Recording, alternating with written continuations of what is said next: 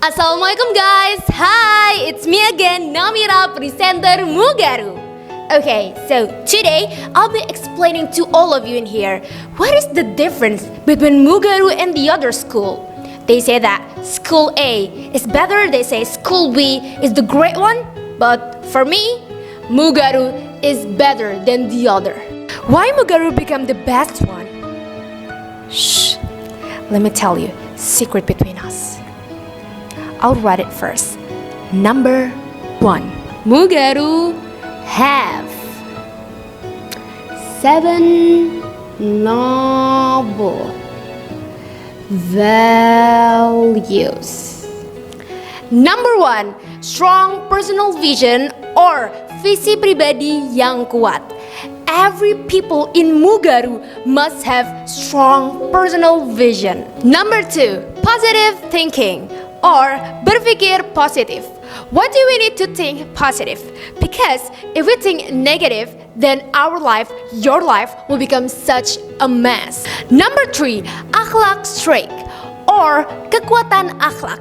Why do we need to have a good akhlak? Because in this country, there is a lot of intelligent people with bad akhlak. And what do they become? They become a corruptor that ruin this country. Number 5 is resilience or ketangguhan. Why do we need resilience? Because students in Mugaru were prepared to be a resilient leader, not a leader who asks for mother or father for a position. Let me tell you, a true leader needs to build their career from zero and having a clear and high education. Number 6 is reflective thinking or berpikir reflektif. Every time you do something, you need to evaluate it at the end and fix it. Number 7 is cooperation or kerjasama. In Mugaru, they teach us to be cooperative. Why? Because we're a social being and we can't live alone. That's why Mugaru is different among the other school and the better one among the other. Your expensive school, your favorite school, a school that only accepts 100 people among 1,000 people. Okay, stop being delusional and start join Mugaru to be a good leader. Not a leader who is mama's boy or a leader that been asked and only answer with Hah? Ya ndak tahu. Tanya saya. Aduh. I'm Namira, presenter Mugaru. Bye.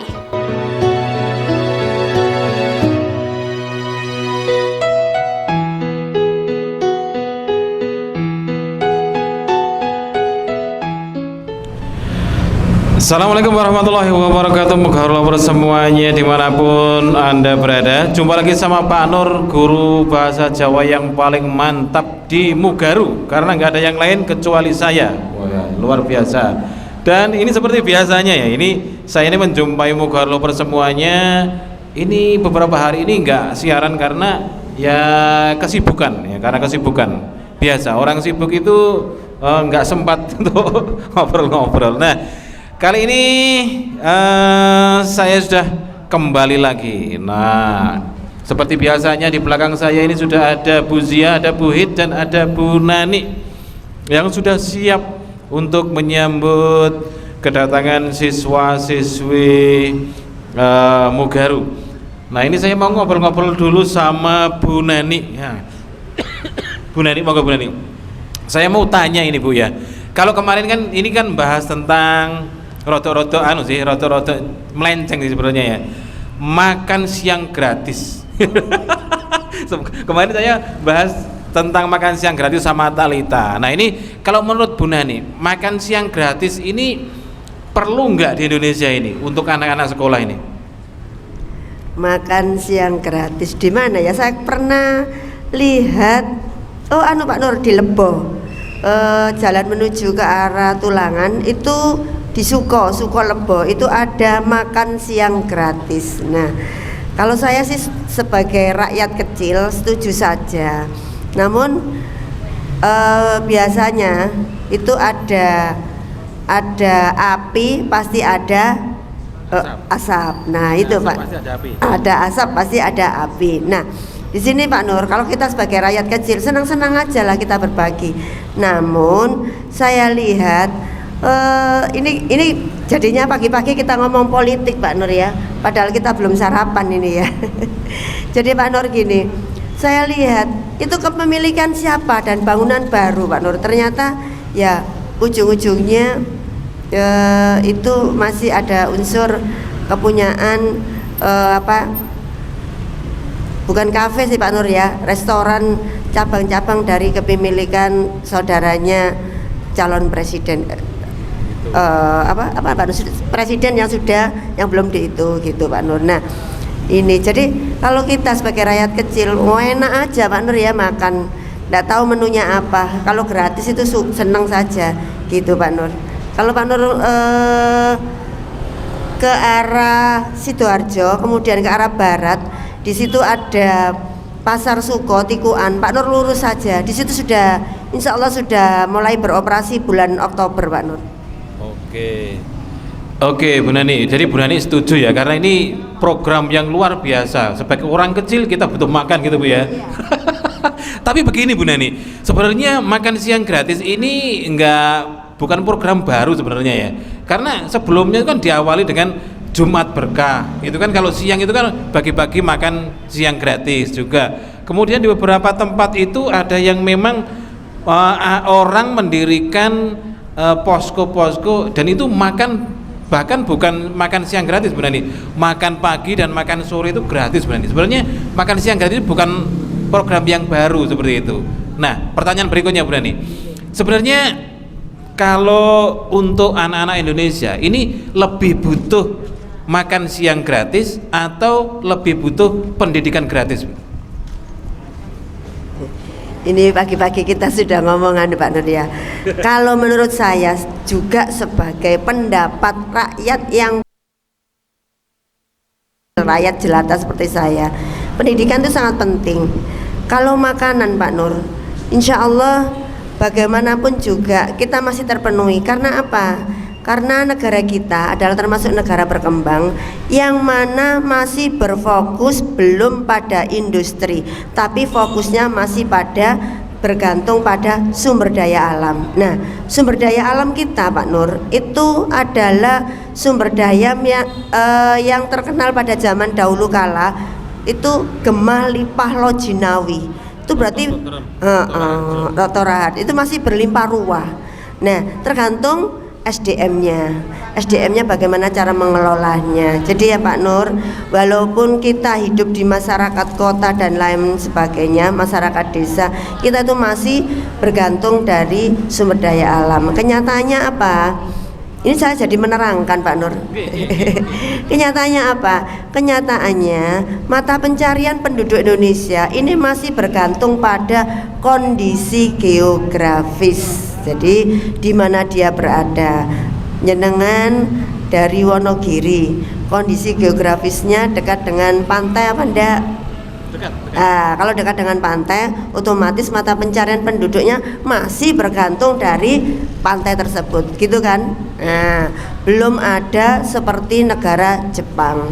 Jepang itu sasarannya sudah industri. Jadi walaupun dia penangkapan ikannya terbesar di dunia, namun dia tidak bergantung pada penangkapannya, tapi pengolahannya, sasarannya untuk daerah di mana dia mencari sumber bahan mentah dan memasarkan hasil industrinya, gitu Pak Nur. Nah, kalau saya sudah ngomong seperti ini, ujung-ujungnya itu pasti menuju ke sumber daya manusianya. Nah, kalau kita ngomong sumber daya manusia, kualitas yang pertama itu kan pendidikan Pak Nur. Nah, jadi pendidikan itu bagi saya sangat penting ya. Jadi kalau makan itu bisa kita carilah Pak Nur, karena kita masih bisa apa Pak Nur bahasa Indonesia jaga itu eker-eker dari lingkungan kita. Tapi kalau pendidikan kita nggak bisa, gitu Pak Nur. Oke, jadi kata Bu Nani tadi itu kan apa? Gemah Ripah Lojinawi, Toto Tentrem Kertoraharjo begitu ya. Tapi anehnya banyak masyarakat kita ini yang mengalami ini Bu, apa namanya, yang dinamakan stunting, gizi buruk, nggak bisa makan. Padahal kita ini kan kalau diibaratkan Bu, kita ini kan sebagai ayam yang hidup di lumbung padi Bu, gitu. Berarti ada yang salah Bu ini Bu ya. Karena kenapa kok bisa kelaparan? Padahal ayam di lumbung padi, kenapa kok bisa kelaparan? Nah ini kalau menurut Bu Nani, faktor apa yang menyebabkan seperti itu? Kembali lagi ini Pak Nur, kebetulan saya sebagai guru IPS nih. Nah, mutu sumber daya manusia. Jadi kalau kita lihat kualitas manusia itu dilihat dari nomor 1 pendidikan, nomor 2 kesehatan. Pak Nur lihat di Bali, kita pakai contoh di Bali Pak Nur ya. Di Bali itu orang yang sudah tua dari turis-turis mancanegara, umurnya sudah 80 tahun, sudah 75 tahun, tapi masih kuat untuk refreshing ke Bali. Padahal dari mana? Jepang, dari Amerika, dari benua Eropa dan lain sebagainya. Tapi kalau kita lihat Pak Nur, orang Indonesia umur 45 aja kolesterol sudah hinggap pada kita. Ini Pak Nur nanti bisa menilai sendiri Pak Nur. Berarti kenapa kok tingkat kesehatan di Indonesia itu masih low, masih rendah dibanding dengan, karena apa? Karena kita negara berkembang, komposisi penduduk kita bentuknya piramida, tidak berbentuk stasioner atau berbentuk batu gitu Pak Nur, batu nisan. Jadi antara usia produktif, antara usia muda dengan usia tua, kalau di negara maju itu sama Pak Nur. Jadi sama. Karena apa? Karena kesehatannya itu sudah mumpuni. Jadi tingkat tenaga medisnya sudah bagus. Sementara di Indonesia belum. Sehingga usia tua itu makin mengerucut, tapi usia muda itu lebih banyak. Itu Pak Nur. Jadi tingkat kesehatan muda. Sementara yang ketiga itu adalah perekonomian Pak Nur. Ya, jadi pendidikan, kesehatan, perekonomian. Nah, perekonomian juga begitu Pak Nur. Perekonomian kita nggak usah jauh-jauh. Kita lihat Brunei Pak Nur. Nah, perekonomian itu tergantung dari pendapatan per kapitanya. Lah, sumber daya manusia Indonesia itu tergolong orang yang konsumtif, bukan produktif, gitu Pak Nur. Kita suka beli pisang goreng, tapi kita tidak suka membuat pisang goreng. Padahal pisang goreng di daerah kita, pisang di daerah kita itu banyak, tapi kita mengelolanya tidak suka. Itu Pak Nur. Oke, di Indonesia ini kan yang suka membuat pisang goreng itu kayaknya cuma satu Bu, sampai naik jet pribadi ke Amerika Bu, gitu loh Bu.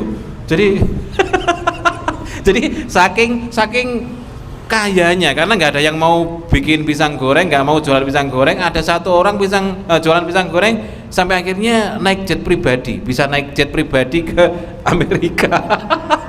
Luar biasa itu. Oke, kalau Bu Neni tadi kan disinggung tentang Jepang ya. Jepang itu kan pengelolaan ikannya gitu Bu. Ini ada guyonan ini Bu. Jadi ada orang Madura itu menangkap ikan itu sampai perairan Jepang Bu. Nah ketika ditangkap di Jepang ditanya, kenapa kamu kok menangkap ikan di perairan saya? Itu jawabannya orang Madura itu begini, ini tadi ikan Madura tapi lari ke Jepang gitu. Ini ikannya orang Indonesia ini. Iya, bukan ikannya orang Jepang, ikannya orang Madura yang lari ke Jepang begitu. Nggih Pak Nur, jadi ikannya suka ngeluyur. Perbedaannya Pak Nur, kadang orang-orang Indonesia itu suka meniru, suka mengadopsi budaya dari luar. Istilahnya westernisasi gitu Pak Nur nggih. Bahasa kerennya itu ya. Nah, begini Pak Nur, di Jepang itu pengolahan ikan karena proteinnya tinggi, maka di Jepang cukup tidak usah dimasak aneh-aneh, cukup diguyur dengan arak langsung dimakan. Sementara orang Indonesia yang pulang dari Jepang kadang-kadang niru. Nah, jenis araknya kan berbeda. Gitu loh Pak Nur. Orang Indonesia langsung makan ikan mentah-mentah kemudian dimakan muntah-muntah dan tidak enak. Karena apa? Karena prosesnya tidak tahu. Itu ada apa Pak Nur? istilahnya rahasia chef dari Jepang tersendiri gitu. Kita kadang-kadang kita itu meniru kayak contohnya Pak Nur ya, kita nggak usah apa nggih jauh-jauh ke Jepang nggih. Sekarang makanan Korea, makanan Korea itu sekarang sudah merajalela di sekitar kita. Contohnya boba yang asli itu mungkin bahannya tidak seperti itu, tapi diadopsi oleh orang-orang itu menjadi apa Pak Nur ya, tepung kanji yang diunder-under atau bagaimana, sehingga orang sudah bisa mengatakan boba dengan harga 5.000. Nah kalau kita beli boba yang asli seperti apa ya istilahnya cat time itu ya Pak Nur, itu harganya mungkin di atas 30.000, 25.000 dan lain sebagainya, karena memang berbahan dasar ada kejunya, ada ininya dan lain sebagainya. Itu loh Pak Nur. Jadi kita itu masih seneng bangga dengan makanan luar negeri, padahal kita punya makanan tradisional yang sangat enak. Contohnya apa Pak Nur? Dawet ayu. Kemudian apa lagi Pak Nur? Janggelan, es teler yang membuat kita mutiara dan lain sebagainya. Gitu Pak Nur, kita harus bangga dengan produk-produk Indonesia. Wes luar biasa, ini kayak bos Mas Pion ini Bu Nani ini ya. Banggalah, cintailah produk-produk Indonesia. Oke, terima kasih Bu Nani atas waktunya Bu Nani. Wah luar biasa pencerahan dari Bu Nani ini, luar biasa ya. Dan tentunya kita berharap semoga Indonesia ini dalam hal apapun itu bisa bersaing dengan negara-negara di Asia ataupun di dunia ini. Karena apa? Karena sebenarnya Indonesia ini sumber daya alamnya luar biasa, sumber daya manusianya juga luar biasa. Tetapi yang membuat Indonesia ini tidak mampu bersaing itu adalah mental-mental yang kurang baik ya, yang buruk, sehingga apapun potensinya masyarakat Indonesia ini tidak bisa berkembang maksimal dan tidak bisa bersaing dengan negara-negara lain di dunia. Oke, sampai segini saja. Moga Allah semuanya. Kita akan jumpa lagi besok pagi pada waktu dan gelombang yang sama ya. Tetap di Menyambut Pagi bersama saya Pak Nuryanto, guru bahasa Jawa yang paling mantap di dunia dan di akhirat insya Allah. Akhirnya saya mengucapkan terima kasih dan sampai jumpa. Assalamualaikum warahmatullahi wabarakatuh.